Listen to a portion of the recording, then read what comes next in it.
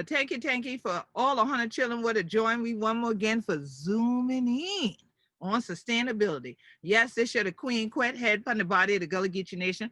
I'm so glad for day with 100 children one more again for this year program. Guess what? We done up to the 19th episode. 19. Oh, that's a blessing. Long time that we've been a crack we teach, but so much a different thing with so many members of We Gullah Geechee Sustainability Think Tank. And today ain't going to be no different. We going to have a couple of them right here today and things like that. So we're so glad for all 100 children who did your live, who taught them not robbery, but join we one more again. And you know, even after the broadcast, you can always see them again at gullahgeechee.tv. gullahgeechee.tv. Well, I want first do what we always do right here every Wednesday and take a moment of silence. This year day, we going to honor we ancestors them, what they come in through Florida. We will honor them children, what they did it, all upon Amelia Island and things like that. All the founders of American Beach and things like that, from the Afro, as we call them, Afro-American Life Insurance Company. We will honor all of them, the ancestors, what they did in Franklin Town, what we did in Nassauville, what we did in O'Neill, what we did in all great day, all up in true Yulee. Oh yes, truly the whole upon who we be, Gullah Geechee. So let we take a moment of silence. Ashe, ashe, ashe. Well, 100 children, you know, when we just start for crack, we teach but different things on this your program and things like that. But like for talk about what things truly mean, and we want to make sure all the 100 children understand. So I can crack my teeth out the rest of the week. So I'll talk like this so that all of you grasp what we are talking about here today. Now, people love to talk about resilience, adaptation, sustainability. Well, look at that word. Sustain is a word in and of itself. Ability is a word in and of itself. How do you have the ability to sustain? Well, that requires resources. That may be human resources in terms of physical capacity to do things. It could be the mental capacity to do it. It can be expertise, human capital, cultural capital that can be invested into it. But I don't care what you are trying to do. Freedom ain't free, and nor is sustainability. So you are going to need, in the world the way it functions, cash. You are going to need something that replaces you needing cash if necessary. So you may need other systems of operation. In the Gullah Geechee Nation, we don't do everything based on so-called legal tender and cash, dollars, or coins. Sometimes we barter. We exchange our abilities for some type of other service, or we exchange our ability and service for some type of item, like some food to eat. For instance, you might go and help and things like that in the field and things, so you could get some of this here for cow home for nampon, or if you can't cook and things like that. Somebody else could have cooked up that part and thing for you have something for nampon. You have to keep up your strength. So the strength of the Gullah Geechee community is that we still have the bartering system in place, but we also exchange with other people for resources. So there may be people that want to come in our community and collaborate with us, but we want to know, well, we already at this table, whether that's a crab crack table or what kind of table it is. We to the table already, what you to bring to the table. So you don't just show up now with nothing in your hand. I mean, you should have brought something. If you can't cook, you could have bought the napkin and the fork and stuff and the plates and stuff and bring that, right? I mean, but what you gonna bring to this table? So when you start talking about doing scientific research about the coast, you start doing things called ethnographies. You start doing analysis of the parameters that are required to dialogue with people in governmental bodies and so on. You need to frame it in certain ways. And so it is presentable to that audience and comprehensible by that audience. But then if you have another crack your teeth with we need it in another format for our audience. Well, it's been interesting because one of the resources that we now have been engaged in using actually maps out the stories of the Gullah Geechee Nation. And what are they called? Story maps. Interesting, right? They were interesting to me. I learned about them because of the work of geographers, that this is a tool that they've started using, that within it, we can layer a number of things. Now, being a computer scientist that creates websites, I love this. Being a person who's an author and a playwright, I love telling the story. And many of you know, I work on videos, I've worked with television, I've worked with films. And so telling a story visually is right up my alley, or right in my curriculum.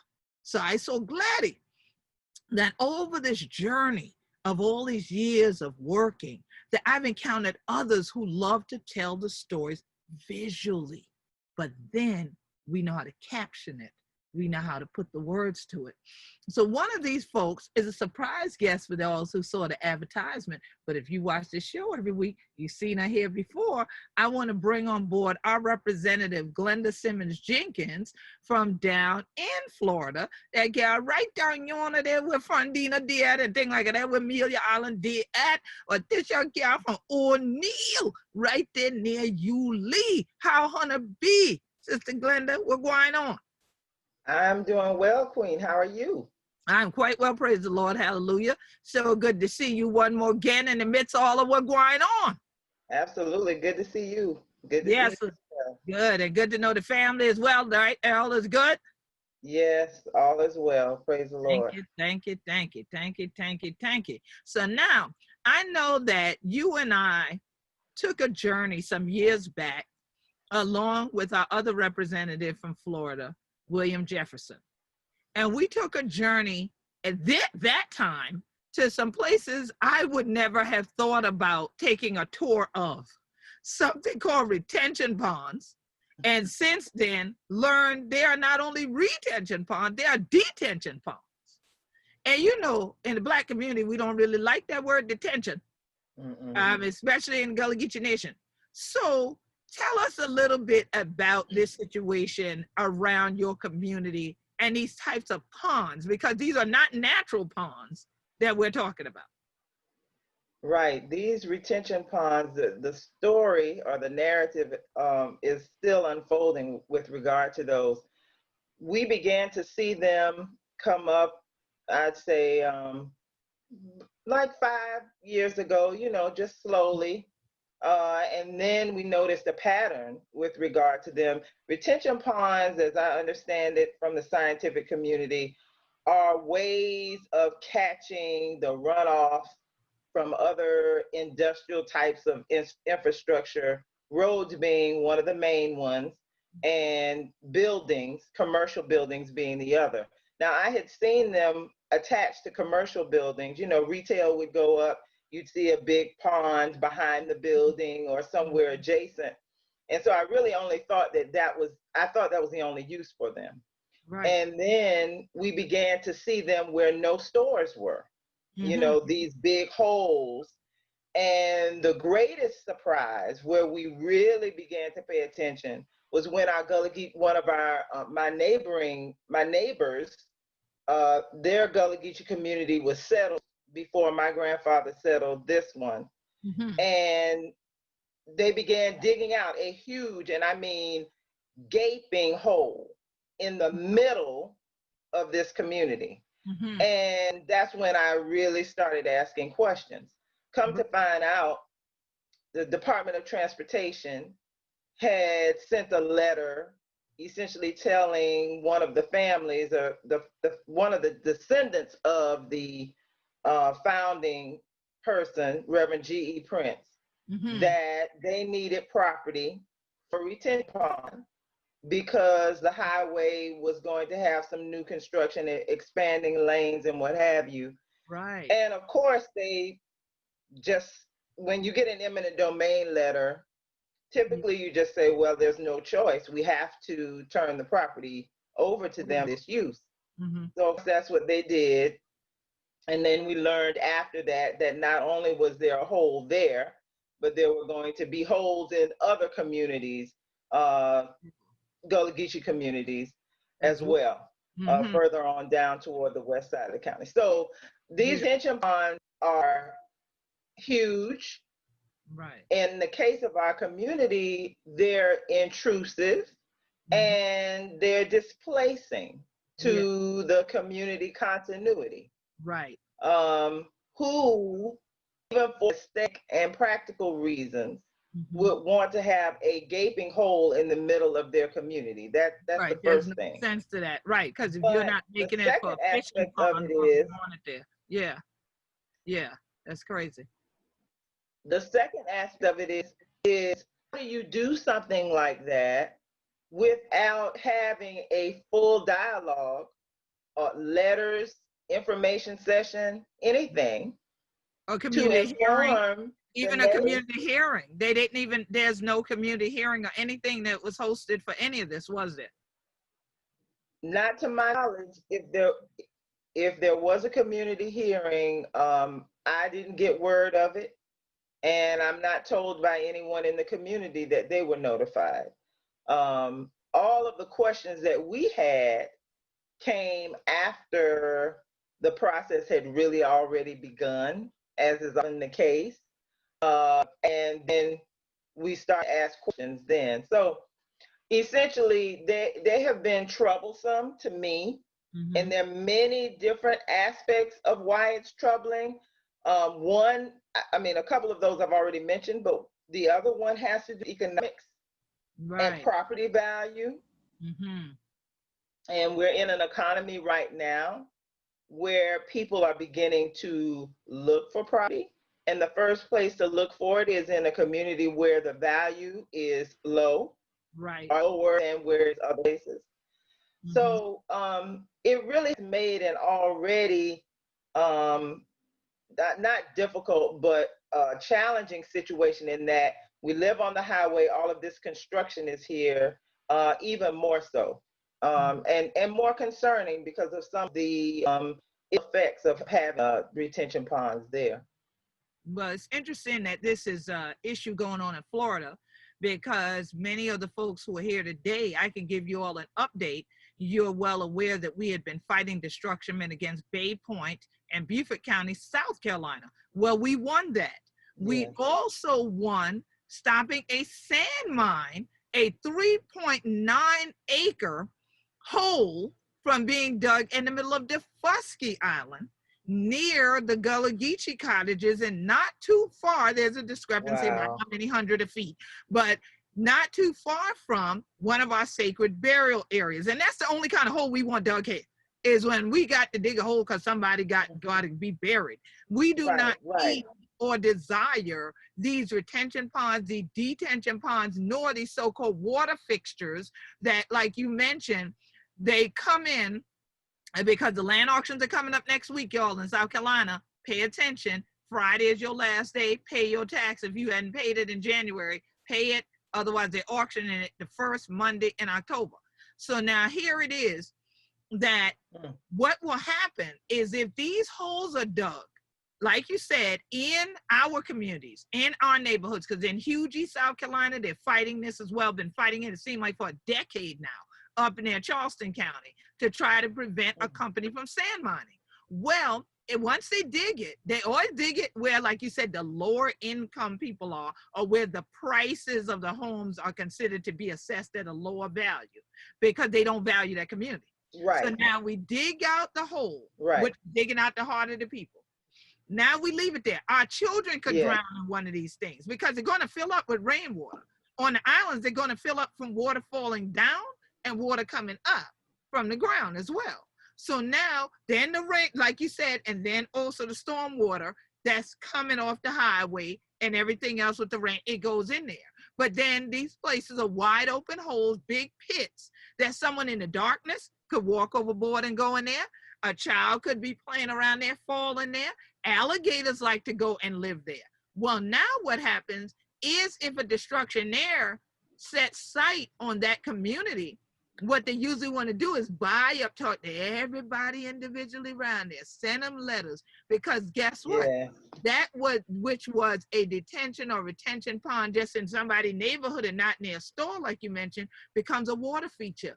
that they can use and put a fountain in the middle of it or something, or just put nice green rolling grass around it, and now sell property as lakefront and waterfront and all of this. And where your property might be assessed at 50,000, all of a sudden they can put houses there and sell them for 250,000 and up because it's near the water. Wow. Okay, so there's always a strategic plan. That digging out dirt, like someone asked the other night when we defeated the Defusky sand mine, someone said, well, how much money can there be in dirt? Somebody asked that. I said, it's not about that dirt. It's about a long range plan. And what that person intended to do after they got the money out of it first, they were going to cut the trees down. They were going to cut down 5 acres of trees. So that means you're going to sell the trees. Then you get to the point where you dig out 3.9 acres worth of dirt, you sell the dirt. Now, after you do that, you said you're going to donate that piece of property to a nonprofit. Now you get a tax write-off. And you were going to do this for 3 years. He says, well, I'm changing my plan. I don't want it forever. I just want y'all to agree I could do it for 3 years. Well, why 3 years? Why is that? Isn't that kind of interesting? Because usually a lot of town council members and county council members, they get elected every 3 years. Not like the U.S. president every 4 years, not like me every 7 years. So how convenient. You tell us 3 years, but then in 3 years, there might not be the same people you're talking to. So there's always a long range plan. But sometimes because the pieces seem so disconnected and disjuncted, you don't necessarily put them all together.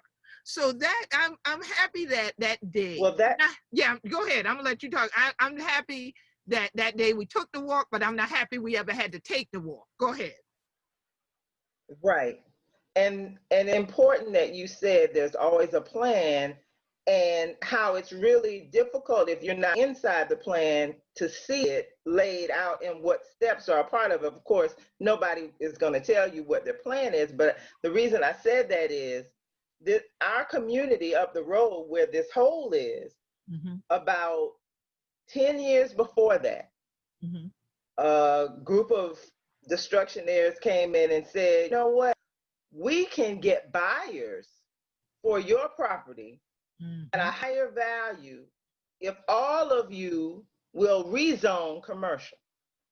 Right. So they convince people who are living in their homes without a deal in hand, without ink, to rezone their property commercial. No developer shows up, and they tell them, oh, and by the way, you can't revert it back. You can't revert back to residential. And if anything happens to your property, then you can't put your house back. You won't be able to rebuild residential. Because you're not grandfathered. Now, of course, subsequent to this, a decade later, I found out from a planner that in fact there would be nothing preventing them from going back to residential. However, it would be on their dime this time. And so because the property was likely commercial already, it made it easier for the Department of Transportation to say, oh yeah, we need this for a public use. Public use, because it is commercial property. Because I say to myself, with all of the commercial property around, there's a commercial lot adjacent to the community. Why would you go in the residential part and do this to dig out your hole? And that's because they had already strategized. If we get them to rezone commercial, then we'll already have the setup and the justification for making this, for digging this hole. And I also wanted to point out something else, Queen Quet, and that is, we're talking about the various dangers and other problems. We don't know how stormwater retention ponds affect our well water. We don't know if anything seeps out into the well water. We don't know anything about how it impacts water pressure on our wells. So there are just a lot of unknowns. And the community was just really taken off guard and taken by surprise. Well, one of the things that I'm happy to know that we have now as a tool to really delve further into this came out of that walk, because as we know, our partner at the Create Fellowship at the University of Minnesota, Dr. Kate Derrickson, who is also here with us today, who I am co-teaching with now at the University of Minnesota in the Department of Geography, Environment, and Society. Dr. Derrickson has worked now with you and with the community on putting together a story map. And so we're definitely happy that she's here today and that we'll have an opportunity to really map this story out visually for people to see the area we're talking about. But in the story map, it really tells the story of Nassau County and Black people and what has happened and how this ain't the first time somebody had a plan for our Black lives that we weren't at the table right now, but somebody else had a plan. That's right. They wrote out. So I think that the Create Fellows have done an excellent job and working with you, Representative Simmons-Jenkins, to put together the story map. And I was so happy when it went live and went public and we could share it with people via GullahGeecheeNation.com. And so here's my co-professor for this semester. What's going on, Dr. Derrickson? It's nice to see you both. Thanks for having me. Yeah, it's great to see you all done up and stuff for the show too. We like that. So definitely. So Dr. Derrickson, tell us this thing called a story map. You're a geographer. So where did this story map thing come from? And what made this the element or the tool that you thought should emerge from that walk that we took when we started seeing these retention ponds and these detention ponds? So one of the first things people say to you when you tell them you're a geographer is, you know what I really need? I really need a map of this. And it's hard for me because I'm not that kind of geographer who's good at making maps, but I have colleagues who are good at making maps. And so I'm always trying to make sure that we can resource communities from our discipline. So if communities need maps or think it would be helpful to map out a particular phenomenon, I have historically called on my colleagues to do that work, but the mapping software has gotten easier and more user-friendly over the past 10, 15 years. And StoryMap is a software that is aimed at doing that, making it easier for people to visually represent spatial phenomena. But it also, the reason why I like it so much is because you can also, as it says in the title, StoryMap, you can also include a lot of narrative information. And so when we were walking around and looking at those stormwater retention ponds, we could see that they were disproportionately in communities of color or historically Gullah Geechee neighborhoods. But just us being able to walk around and see that isn't enough to help people understand what's really going on. They're not going to just take our word for it usually.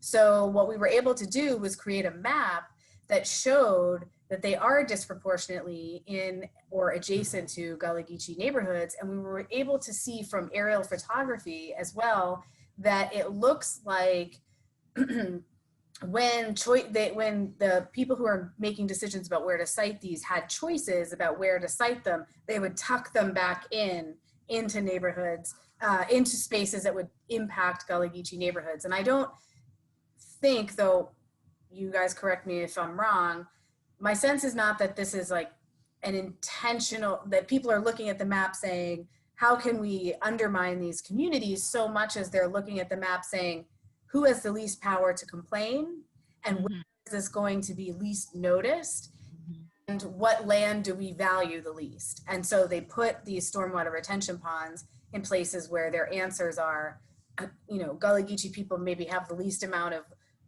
influence in city government, so we'll put it in their neighborhood because they will be least likely to complain, or we'll just do it at night or without discussing it with anybody, and then they'll be there.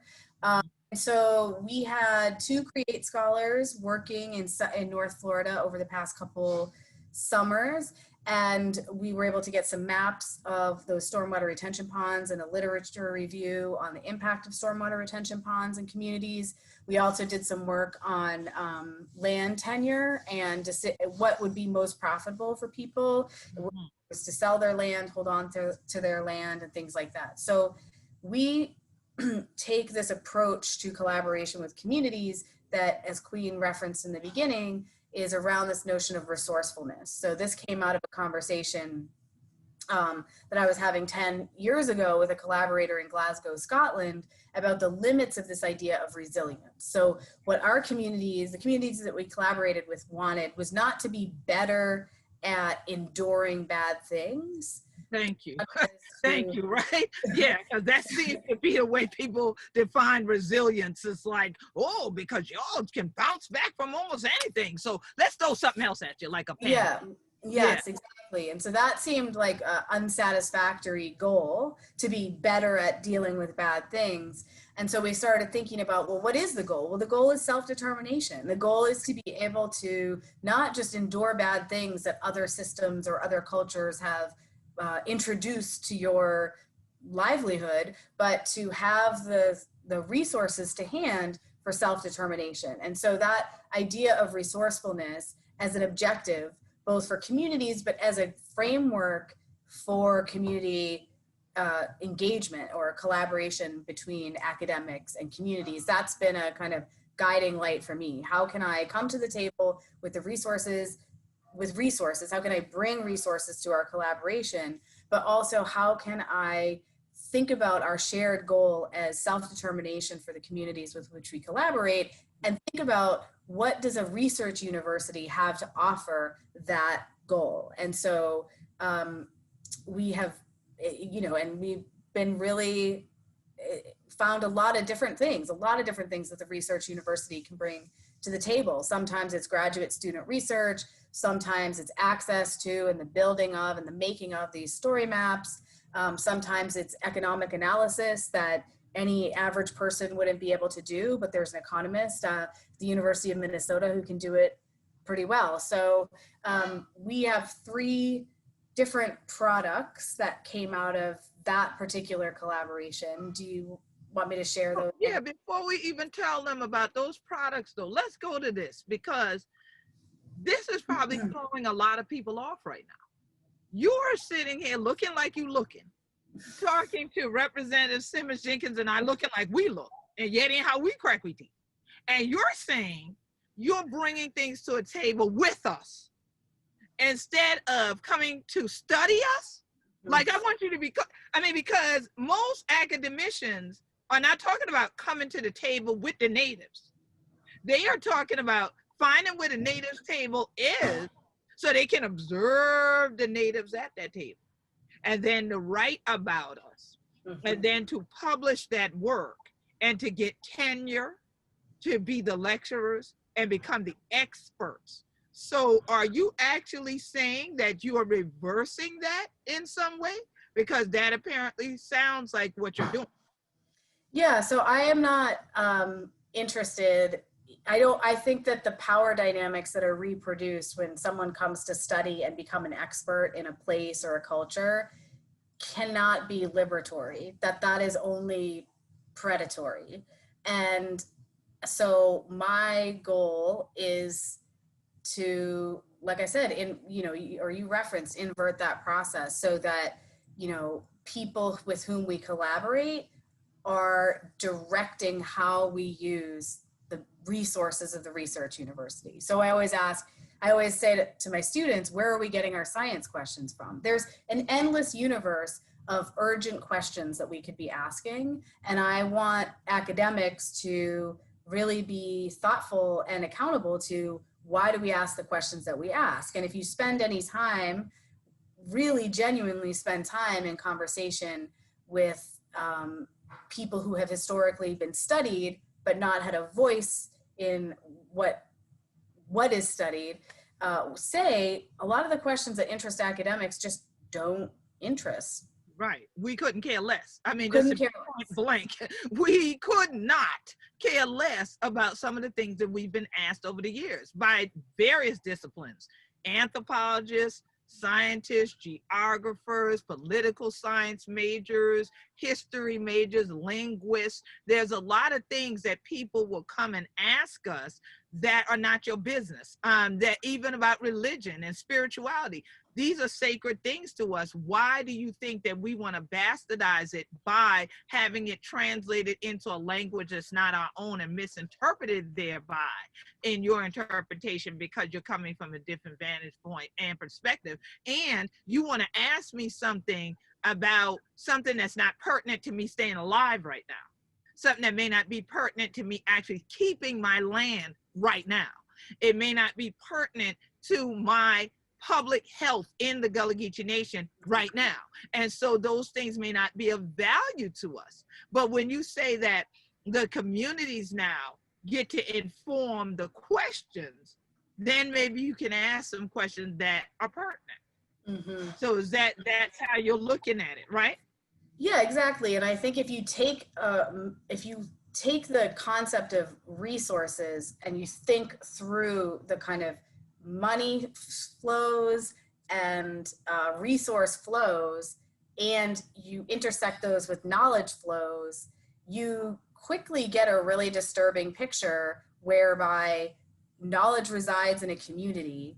Somebody who is pretty well resourced comes in, extracts that, internalizes it, uses it for their own career, their own promotion, their own validation, their own expertise, and then goes off and benefits financially because they have a tenure track or a tenure position, and professionally because they have this expertise in this subject, and nothing changes for the people who provide crucial pieces of knowledge that are the stuff of what you're kind of making your career on the basis of. And so, you know, and in a lot of profession and a lot of disciplines, people who take that approach also make claims about being committed to politics and think that the fact of like the fact of their study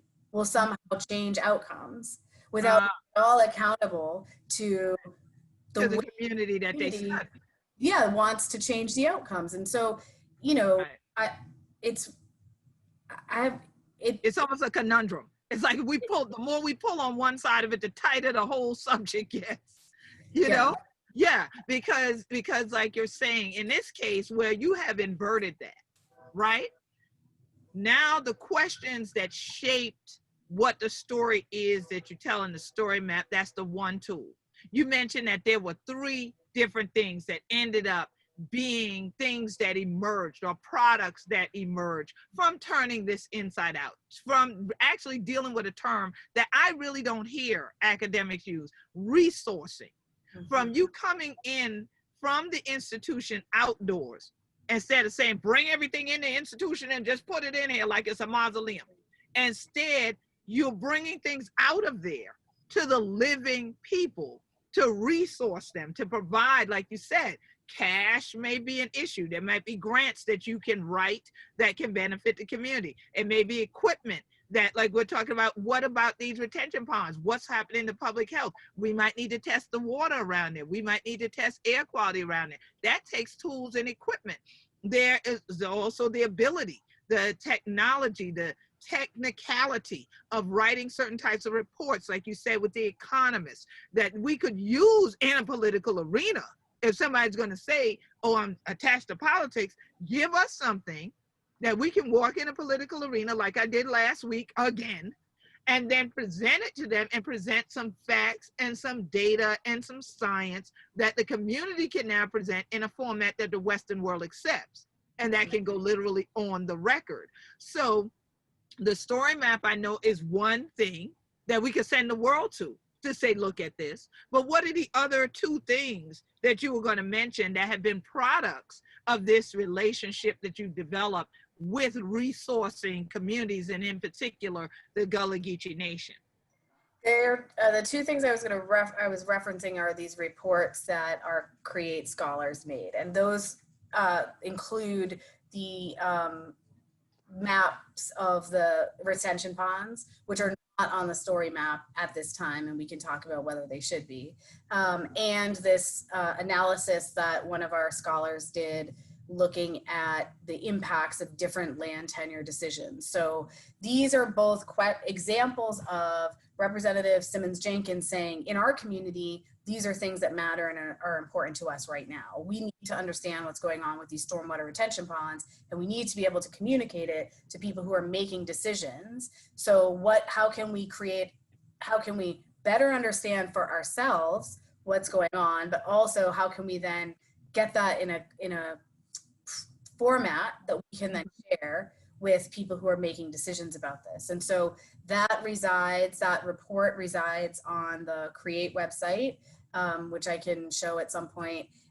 And the other report shows the impacts of different land tenure decisions. So Representative Simmons-Jenkins said, folks in our community have to figure out what is the best thing for me to do in terms of land, like making decisions about, should I sell my land? Should I hold on to it? The taxes are getting higher. Should I sacrifice to pay them? Or is it better for me in the long term if I just sell the land now when somebody's giving me a pretty decent price for it? And so Famara, one of our Create scholars who's an economist, was able to do a study that showed the implications of different land tenure decisions. And that report is also on the Create website. So those are two reports that he delivered to Representative Glenda Simmons-Jenkins to say, you can use this information, in a council meeting or however you need to. And so those are those two things. And then I can talk about the story map. Well, sure. Well, why don't we go and show them the Create website that you're referring to so that they can actually see this. And Representative Glenda Simmons-Jenkins, from what I recalled, because I know you and Dr. Derrickson presented this during our annual Coastal Cultures Conference this year before Rona showed up, all right, when we all were gathered together and everything. And I recall that the outcome was what we already knew, wasn't it? About what is the best thing about your land and what you can do? The outcome was what? Yeah, the outcome that I recall about the land tenure was that, wasn't it what we already knew? That you need to hold on to your land? Oh, yes. Yes. With regard to the various scenarios of what options are available and how you should make decisions regarding land ownership. Yes, the resoundingly most beneficial option is to retain your land ownership when at all possible, because what Farmer was able to determine is that in Nass County, that is where most of the wealth among Gullah people is concentrated, in their land. Their daily jobs and all of that are not going to equate to the property ownership value. And this will, over time, as an investment, as you look at how other people invest, say, they don't jump in and out of the market based on, a downward fluctuation. And it's the same thing with land. The longer you hold on to it, the greater its value. And the longer, of course, it can impact the generations after you. So that's absolutely what he determined this. Excellent. And then I also determined that it is advisable to use your land in a way that you can even accrue greater value. So the next phase of what we want to look at is how to help people determine how they can use their property to create greater income and investment. So land then becomes a wealth tool, in addition to it being also where you live and how you raise families, so on and so forth. Right, because a lot of our native Gullah Geechees are still not aware that even when they have heirs property, or if they divide that heirs property so that everyone gets their individual deeds, you can still form a family LLC so that you can have a business entity for the family if you want to do the leasing or the renting, but you still retain ownership of the property while someone else may build something on it, and you build into the lease how long that lease will last. But if they build something on it, you retain ownership of what they put on it after that as well. So there have been very successful examples right. in And various parts of the Gullah Geechee Nation for families that way to build generational wealth. yes, and one of the things that I'd like to see in terms of resources that are needed here in Florida is we need a land advocacy organization, one that will, in addition to what the Gullah Geechee Nation is also doing, will be able to help our community members understand how they can do exactly what you're talking about. In South Carolina, and I believe in North Carolina, I don't know about Georgia, they have land ownership advocacy groups, nonprofits that work specifically to help heirs, property owners understand how they can use their property to benefit and to deal with a lot of legal issues that arise. In Florida, there is not one that I know of or have been able to locate. And this is something that we need. We need experts who can work in our court systems to help us to deal with a lot of these issues. Absolutely, because every state has different nuances to the property issues, including even property taxes. Like in Florida, you all don't That's automatically right. get your property auctioned off within 1 year. But in South Carolina, if you didn't pay January Not in 15th, Nassau County. No. right, okay, yeah, and county by county it varies, yeah. And so if you didn't pay your taxes January 15th in South Carolina, come first Monday in October the same year, it's auctioned off. Where in Florida, you got a little more time. The same thing, Beaufort County. We have an actual law we fought for, an ordinance we fought for in Beaufort County to allow people to pay taxes in installments. It doesn't exist in Charleston County. So county by county, state by Yeah. state, we have to do this, and we tend to have to be our own advocates. So, you know, I know that with the Gullah Geechee Right. Cultural Heritage Committee of Northeast Florida, we held a land workshop, but that was some time ago. So we need to Yes, plan it to do was. that again, yeah, through the Gullah Geechee Land and Legacy Fund, and maybe we can do it by Zoom. But we know that a lot of our people who we really need to reach, they don't do Zoom. They don't do any of this online stuff. So we really need to be back with the pre-COVID environment where we can invite everybody to the church. We can invite them to the community center, and we can really help them understand a lot of this terminology, much less than to put Right. plans together for LLCs and other things and holding on to the land. So this is wonderful. So yeah, so Dr. Derrickson, we see this one. Where would people find this? So I see it says create.umn.edu. Okay, wonderful. So you go to create.umn.edu, and then under our work tab, you go down to Gullah Geechee collaboration. Uh-huh. And we can certainly talk about other places where this could be. It could be on the Gullah Geechee .net website as well. Yeah. And so here you can check out. Sorry, go ahead.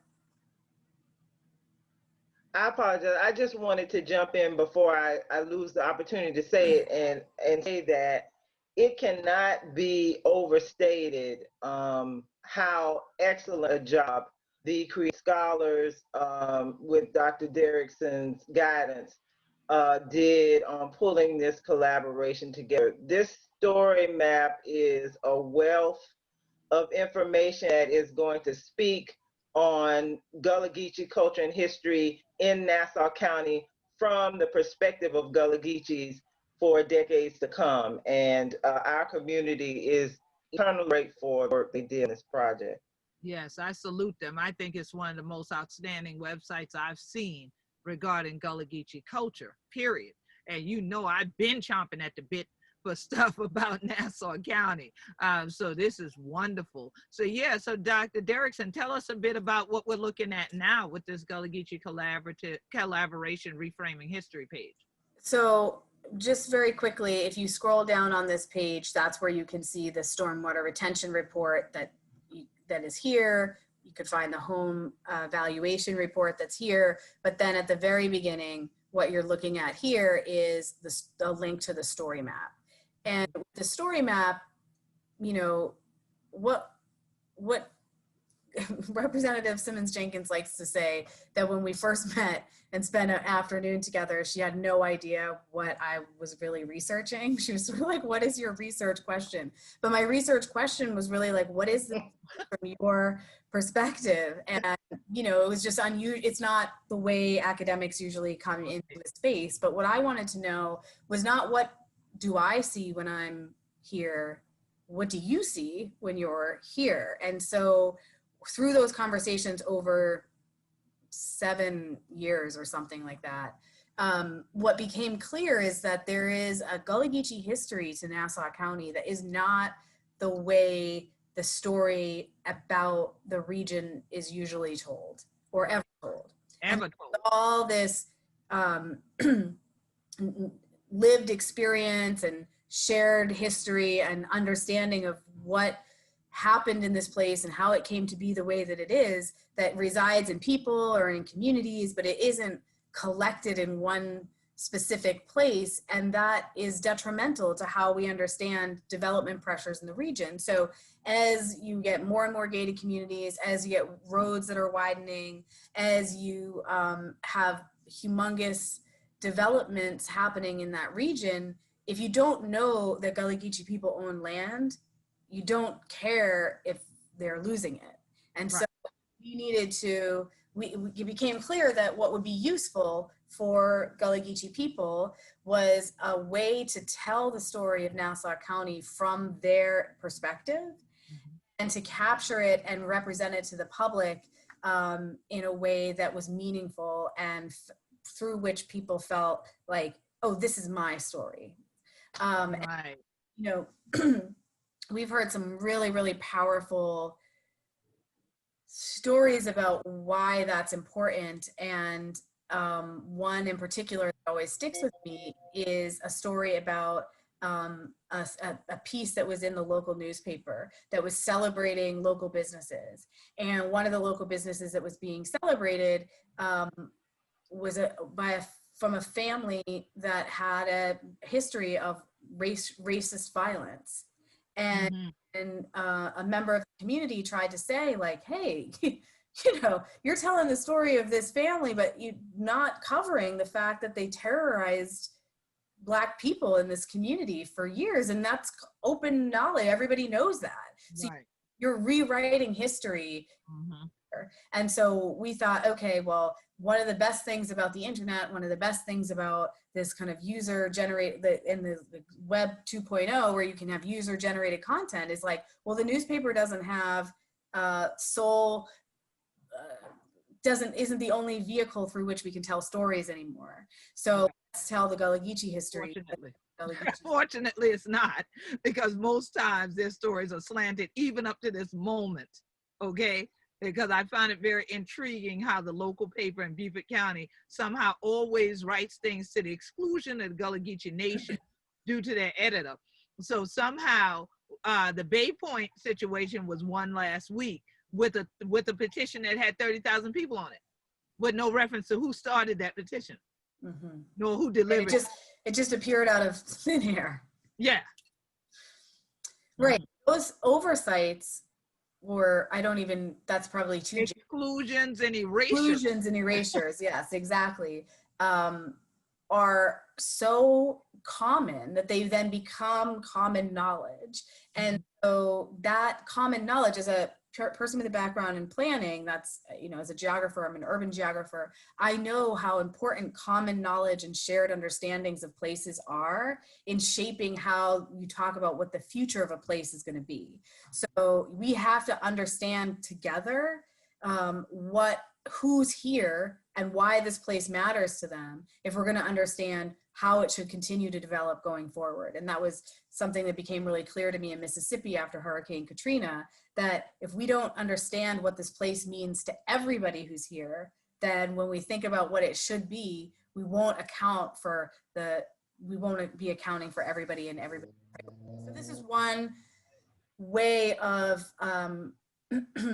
getting the Gullah Geechee story told. And I'm so happy that we did it before Mr. Lawrence Holmes passed away. So our Yeah. students were able to spend a lot of time hearing his amazing stories and insights into how the region developed. And so we were able to capture some of his perspective before he passed away. And though people no longer being with us brings the urgency of this kind of work even further, I was also able to interview Glenda's mother before she passed away.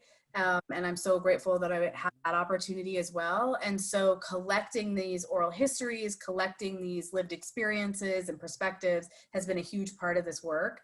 And I also want to mention that we've had undergraduate students, including, well, she's a lot of them have now graduated, but Kaylee Swift, who helps with the facilitation of the Zooming In series, had spent a lot of time in Nassau County and done a lot of work on this story map. So I want to give her all the credit there, as well as a few other students, too many to name. Well, Erin Jones, Kara View Benson, Margaret Anderson, have all spent time in Gullah Geechee Nation, have spent time working with Glenda, and have contributed to this story map. So let me just very quickly walk through what's on there. Yeah, we can take a couple minutes to walk through it. And then I also want to then share with people another resource that has come out of our collaboration before we have to close out today. So go right ahead.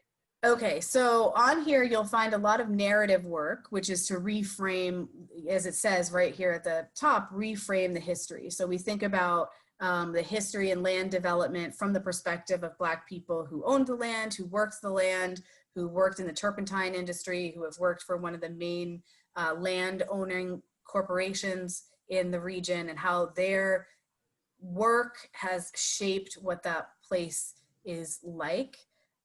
We also created, I don't know why this is taking so long to load, here we go, a map of Gullah Geechee spaces, and through our interviews realized that the location of Black churches is a really important indicator of adjacent Gullah Geechee neighborhoods. So the people that we were talking to and interviewing were telling us, like, listen, a lot of times these churches were located where we had neighborhoods around them, and things have changed. Some of the church buildings have moved, some of the neighborhoods have moved, but this gives you a sense of kind of the center of Gullah Geechee life in some of these places. And so we mapped them all. We went around and took pictures of all of them as a way to just show their distribution on the landscape and kind of show how much of a part of the landscape Gullah Geechee life is.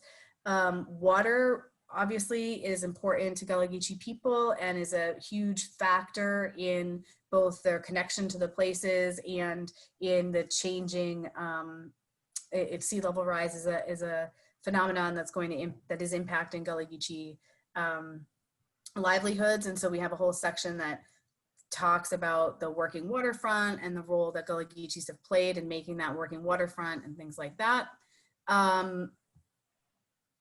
We have a section on the significant spaces of Gullah Geechee life for Nassau County that's more narrative, going all the way back to the legacies of plantations, trying to connect the historic plantation phenomenon and what people, the present Omni Plantation Hotel, and the way, trying to make a kind of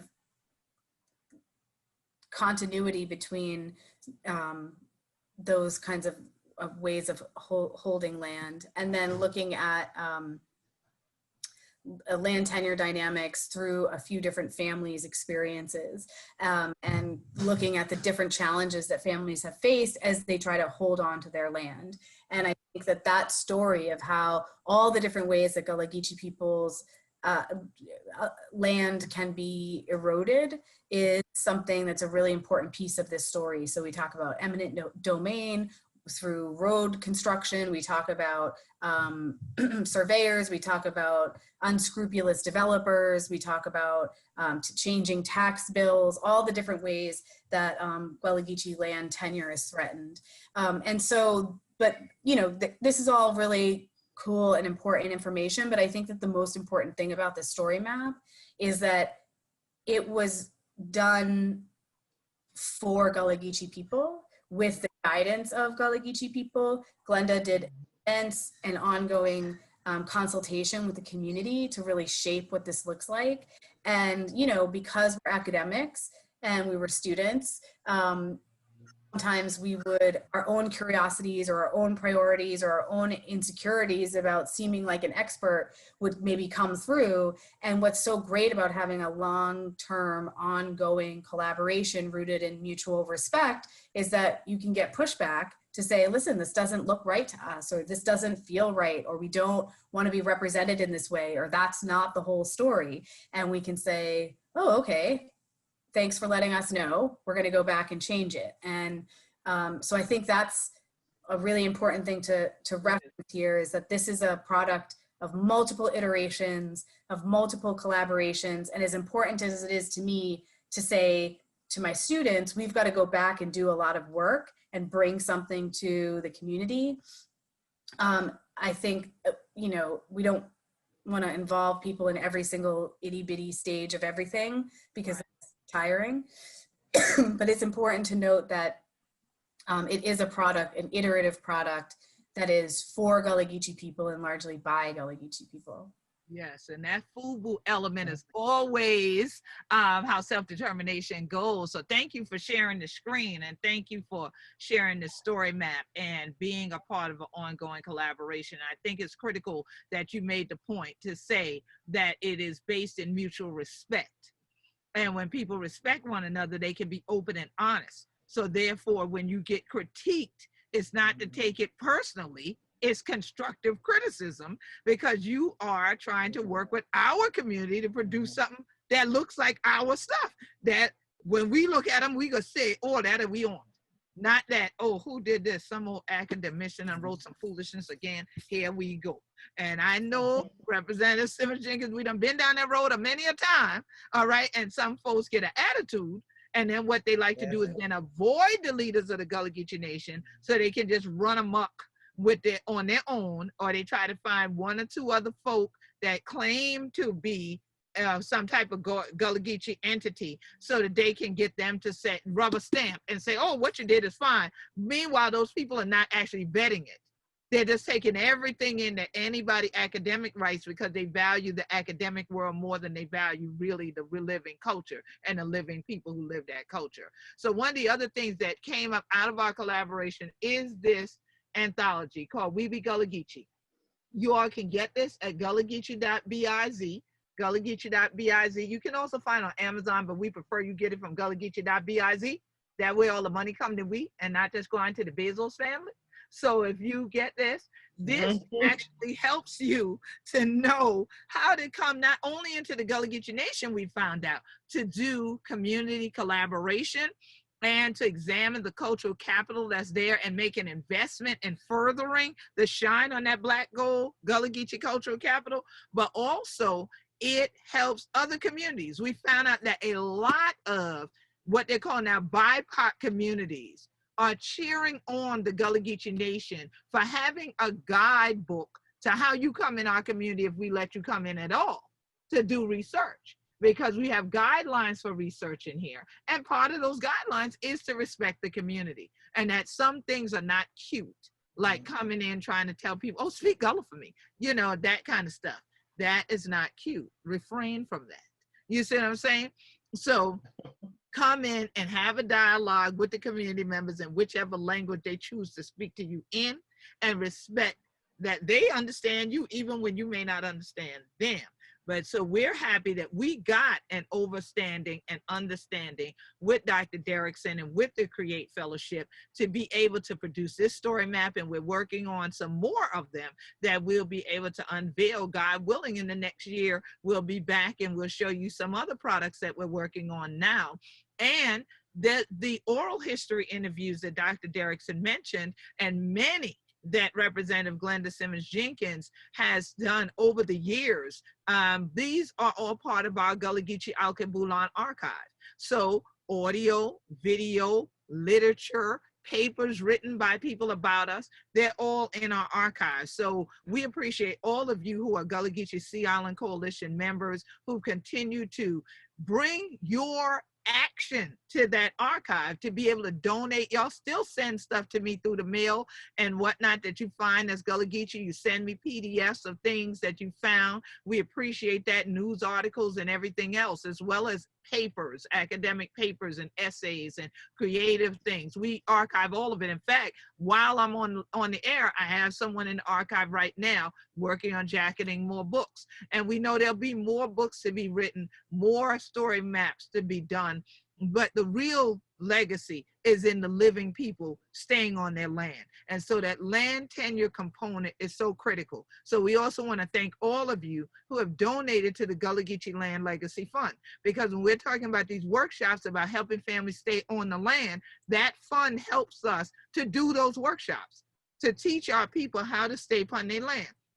So all those donations you've done at Cash App, the Gullah Geechee Nation, the donations you've done via the GoFundMe each year that we've had it going, those things go directly back to our own people, directly to the people who need it. And so that not just to pay a tax one time.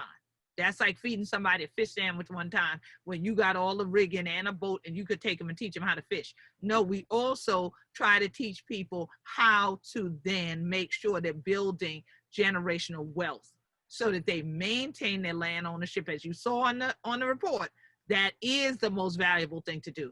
Maintain your land ownership and pass it down to the next generation. So Representative Glenda Simmons-Jenkins, when we're talking about meeting someone like Dr. Derrickson, working with folks out of the University of Minnesota, which we don't have any universities in the Gullah Geechee Nation who really think about resourcing the communities. We have a lot of people saying, well, I just want them to go study y'all. And then they come in and then they go back and the students write papers and they graduate and then we may never hear from them again. We don't have a lot of ongoing relationships outside of the ones who are in the Gullah Geechee Sustainability Think Tank, like Medical University of South Carolina and the College of Charleston. We don't have a lot of those that are in the Gullah Geechee Nation that think about resourcing. So really, now that you see this completed project that took such a long process of engagement and collaboration, what do you think now? How do you feel about this final product? And what do you think this can help to do for self-determination within the Gullah Geechee Nation, especially in Florida? I am so glad that you asked me that, because it's really a point that I wanted to make. In Florida, we often hear a lot of lip service about, empowering people, so on and so forth. But our collaborators, like the University of Minnesota and some of our other sustainability tank members, actually empowering us because they have given us resources or offered to us resources or made available resources that allow us to speak for ourselves and about ourselves, because they're not invested in any way in taking that from us and using it for their benefit. And a lot of times what you see locally is people say, when we were, the last summer that they were here and they did a forum with the community members who had contributed, someone saw my post online of the photos and said, oh, that would make great talk for us. Can we get in touch so-and-so and invite them to do a talk? Okay, so your organization, and it's not to slight them, that's the job that they're in, but your organization has members who make donations and you want our community member to come speak to them so that the donations go to your organization based on what they told you. It does not help us. It does not help us stay in our community. What we want to do is use our history for ourselves to do exactly what other people are doing, taking it from us and using it to benefit themselves. Money that goes into compensating us for sharing our history and our culture with you should go back into our communities to empower us to maintain and sustain what we've done. So without question, Dr. Derrickson, the University of Minnesota, and our other collaborators have equipped us and empowered us in a way that is immeasurable, because now we have the tools to say, this is what self-determination looks like. Right here. This is what it looks like. Absolutely. And partnership. And Partnership is partnership. necessarily one group benefiting greater than the other. A partnership is a mutual benefit. Absolutely. So partnership and collaboration. And I just want to thank you, Dr. Derrickson.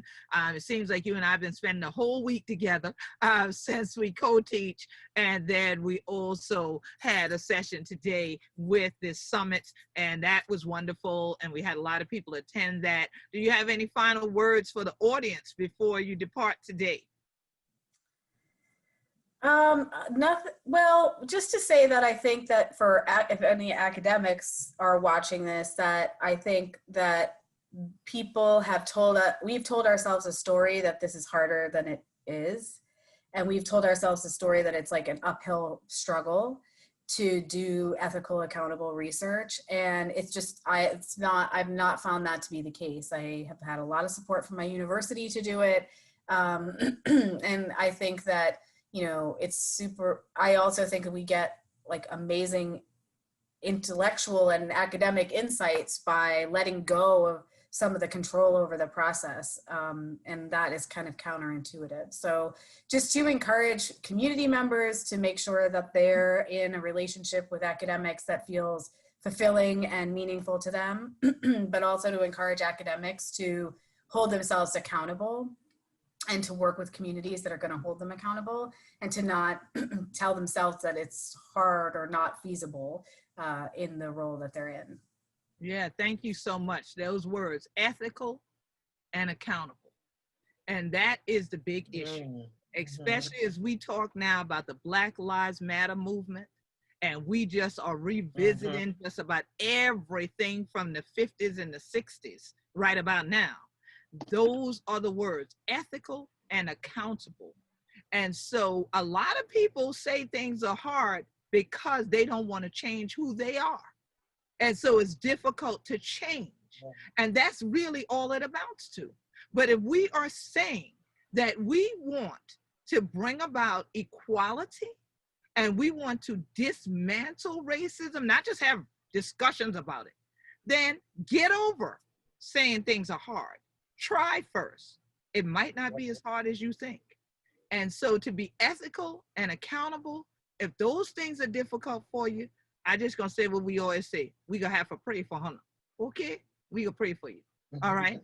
Because there ain't a whole lot we could do, but spiritually, something gotta change. So definitely, we are so thankful that we have been blessed to have the opportunity to collaborate with so many people in the Gullah Geechee Sustainability Think Tank and the institutions that they represent and organizations that they represent, to have a respectful circle of people gathered together to truly sit at the table together and dine on something that's healthy, that will sustain us all well into the future.